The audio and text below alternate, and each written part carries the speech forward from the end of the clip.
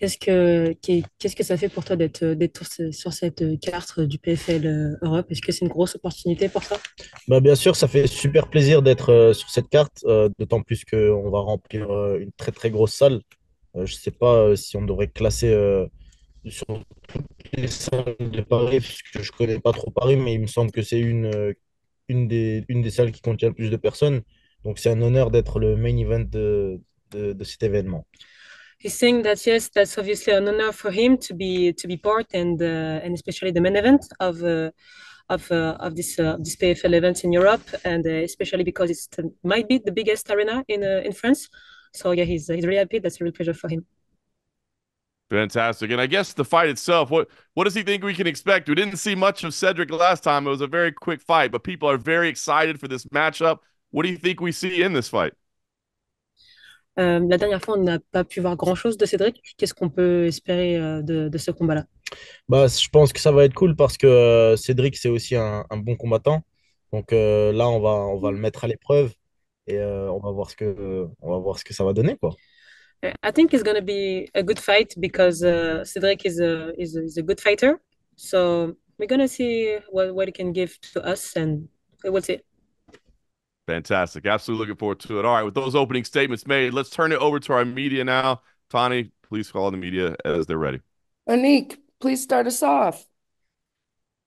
Baki, nice to meet you. Last year you trained with Hamzat Chimaev. How was that, and what specifically did you work on together? Naki, on t'a vu t'entraîner avec Khamzat Chimaev. Comment c'était et qu'est-ce que tu as appris quelque chose de spécifique? Qu'est-ce qu'il y avait quelque chose de particulier sur cet entraînement? Ouais, je me suis entraîné avec Khamzat pendant 2 mois complets et ça m'a permis d'apprendre beaucoup de choses sur la partie de la lutte en MMA et aussi de tourner avec le très haut du panier dans ma catégorie parce que en plus d'avoir Khamzat, on avait aussi de très grands champions dans plein d'organisations différentes. Donc franchement, ouais, c'était un super camp et j'ai bien progressé durant cette période. He's saying that yes, it was an amazing camp for him. He trained during 2 months with Hamzat in Dubai. He worked a lot on his floor, his grappling, on other specific MMA technique, and he said that he also turned with some other fighters in the same category as him. So for him, it was an advantage for him to train with him and to be part of this camp. Great. And now French MMA is doing amazing right now. You have Cyril Gane, Benoit Saint-Denis, Manon Fiorot, now you and Cedric as well. Besides yourself, who is your favorite fighter from France? En ce moment, en France, on a beaucoup de combattants qui commencent à monter, à prendre de la hype, Cyril, Benoît Saint-Denis, Manon Furio, etc. Est-ce que, à part ces combattants-là, il y a un combattant français qui te plaît ou à qui tu penses? Bah, bien sûr, moi je pense que le combattant, on a de très bons noms comme il l'a dit, que ce soit Benoît, Cyril, ils sont d'ailleurs très proches d'arriver à la ceinture. Mais moi, celui vraiment que je trouve le plus talentueux et que j'ai hâte de voir exploser en France, c'est Nassourdine Imavov. Franchement, c'est un des plus gros talents qu'on a en France et il s'approche tout doucement de la ceinture et j'ai hâte de le voir décrocher cette ceinture. He's saying that yes, in fact, in France we have a lot of good fighters. Obviously, we think about Benoit Saint-Denis and Cyril Gane. They are like the closest to the belt. But if I have to think about someone, it would be Nassourdine Imavov. He's a really good fighter, and he's really excited to see him at the top of his category and the belt maybe also. Why not? Merci beaucoup. All right, let's go with Patrick. Hi, Baki. Good to be talking to you. So I wanted to ask what some people were talking about on social media. Is this a one fight deal with PFL, or are we going to expect to see you return to Aries after this fight and defend your title? Il y a beaucoup de gens qui parlent sur les réseaux sociaux. Du coup, on se demandait si c'était juste, est-ce que c'est un one-shot avec le PFL? Est-ce que on te voit retourner à Reims après? Qu'est-ce que tu vas faire après ce combat-là? Alors moi, je suis de ceux qui pensent enfin, je suis de ceux qui se concentrent sur l'objectif à court terme, surtout sur cette période-là. Donc pour l'instant, je suis concentré sur ce combat. Et oui, c'est un contrat one shot.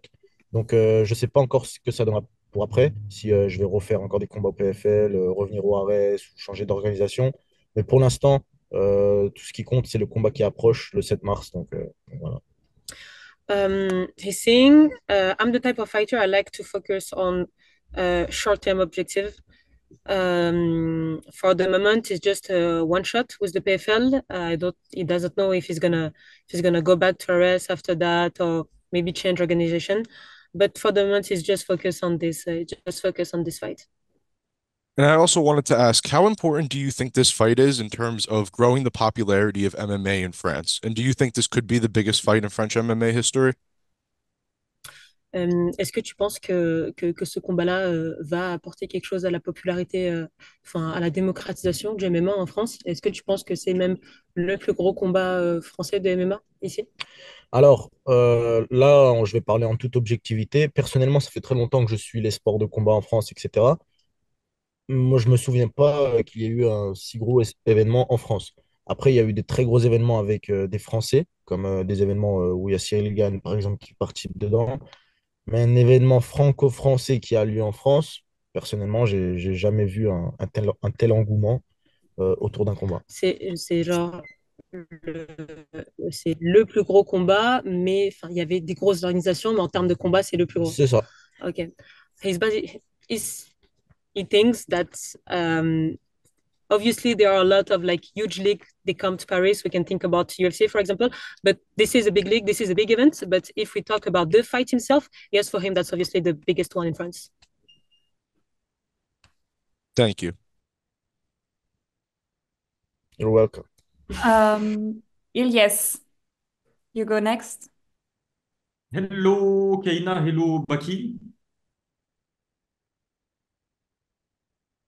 Allô, allô. Salut. Est-ce que je pose mes questions en français ou en anglais? Alors, tu peux la poser en Salut. français, Ouais, tu nous entends? je la traduirai en anglais pour les autres médias. Ok, ça va. Songour, salut, j'espère que tu vas bien. Alors, on t'a vu t'entraîner avec Enzi Semeler, qui est le champion des powerlifters du Glory Kickboxing. Est-ce qu'il va t'aider tout au long de ta préparation et est-ce que tu vois déjà des gros progrès par rapport à tes premiers sparring avec lui d'un point de vue striking, évidemment? So he just asked, Alors, just Becky, I'm just, no problem. He asked the question about his training partner, see if he will train until the fight and if he sees some progress since his training with him. alors ouais, bien sûr, franchement, c'est un plaisir de pouvoir m'entraîner avec lui parce que du coup, il est actuellement champion du Glory. Et après, si on devrait parler de progression, je pense que, parce que moi, je m'entraîne avec lui 2 fois par semaine en sparring. Je pense pas qu'on va parler de progression, mais plutôt pour se jauger. Pour se jauger, voir où on en est euh, avec le haut niveau du Glory. Euh, Moi, je suis pas de ceux qui pensent qu'on progresse vraiment avec des sparring. C'est surtout pour pouvoir mettre en application ce qu'on apprend, etc. Mais ouais, franchement, c'est un honneur de pouvoir m'entraîner avec lui et je suis très content. On s'entraîne bien ensemble, on fait des bons sparring. Ça, c'est une bonne nouvelle. Et puis, pour la première fois, on a aussi l'impression d'avoir affaire à un adversaire, c'est-à-dire toi, qui peut faire au moins jeu égal en termes de trash talk avec Cédric Doumbé, en tout cas sur les réseaux sociaux. C'est peut-être une bête question que je vais te poser, Songour, mais est-ce que déjà ça, c'est une première victoire morale avant de l'affronter? Louis, traduire. Louis, tu traduis ou pas? Pardon, j'étais... Je crois que déjà, on peut dire la réponse que j'ai dit tout à l'heure, non? Ouais, il faudrait que je traduise Ouais, la vas-y. précédente, peut-être. Ouais. Okay, so you were talking about your sparring partner. Yeah. You were really happy. He was really happy to train with him. I remember that actually he got recently champion of Yeah, he's the champ of Glory. champion of Yeah. Glory. Yeah. Tu peux répéter le reste de ta réponse, s'il te plaît? Et ouais, il est champion du Glory et ça me permet de me jauger et savoir où j'en suis en termes de striking parce que je travaille beaucoup sur ça Ok. depuis un bon moment, pas que pour ce camp. Et donc, c'est super pour pouvoir s'entraîner, s'améliorer, etc. Okay. He's saying that this sparring partner was actually the good way for him to know where his striking level was. So he was really happy to train with him. He's a good, very good sparring partner, and he worked a lot on the striking with him. Tu peux reposer la question, désolé, comme ça je la traduis. Si vous voulez, je peux la poser en anglais, mais je vais me contenter du français. Donc, je disais en fait qu'avec Baïsongour, pour la première fois, on avait l'impression que c'était un adversaire qui pouvait faire au moins jeu égal avec Cédric Doumbé dans le trash talk sur les réseaux sociaux. Et je voulais savoir si c'était déjà une première victoire morale importante avant qu'il affronte Cédric Doumbé. So he's asking if he can make a equal game with Cédric Doumbé about the trash talk, and if it's already something that he thought that he won about that. C'est bon, je peux répondre là? Ouais. Du coup, bah, moi, personnellement, je sais pas si on peut parler de trash talk, hein. Moi, je regarde même pas beaucoup les réseaux. Ça veut dire qu'en fait, j'ouvre par exemple Twitter et je vois qu'il a mis, je sais pas, une vidéo. Ça veut dire, c'est pour ça que d'ailleurs que je réponds une fois sur 10 parce que je vois pas tout. Quand je réponds de temps en temps et je vois que ça fait des stats, ça a le ratio et tout. Donc, ça fait plaisir, mais en vrai, je sais pas ce que je cherche. Peu importe que je gagne la partie trash talk, que je la perde, c'est pas le truc important. Moi, je suis concentré sur le combat. Et c'est cette partie-là qui va être déterminante parce que tout ce qui s'est passé avant, bah, ça n'aura aucune importance au moment du combat, quoi. I don't even know if we can call it trash talk. For him, it's very childish. He's not really aware about what's going on the social networks. If he can reply to him, he replied to. But I stay focused on my fight, and whatever happened on internet, it's internet, and what really matter is what's gonna happen in the cage. Il me reste une dernière question à vous poser. Merci vraiment de tes réponses, Baïsongour, qui sont comme d'habitude très sincères. Tu vas passer de combattre au Dôme de Paris, qui peut contenir 5000 personnes max, à une salle comme l'Accor Arena, qui sera pleine à craquer, avec 20 000 spectateurs, pour la plupart, il faut le dire, acquis à la cause de Cédric Doumbé. On a vu que Jordan Zebo avait lui-même avoué que l'hostilité du public l'avait fait sortir de son game plan. Comment est-ce que tu te prépares à faire face à ça? Et est-ce qu'il y a moyen de se préparer justement à faire face à ça? So he's just saying that between the last fight and this one, I mean, it's a huge arena. So sorry, the last time Jordan Zebo said the crowd was not on his side, so it was not helping. So this time, is it something that will be strong and hard for him to work on it? Bah, franchement, moi, perso, je pense pas que ça va changer grand-chose. Il y a eu des moments où, par exemple, je combattais dans les toutes premières organisations où je combattais, il y avait genre peut-être une centaine de personnes. Je suis passé par la suite dans une autre organisation où ça combattait avec 1000 personnes. Puis là, je suis allé à Ares où il y avait genre 5000 personnes. J'ai jamais eu une pression supplémentaire par rapport au nombre de personnes. Donc, je pense pas que ça changera grand-chose.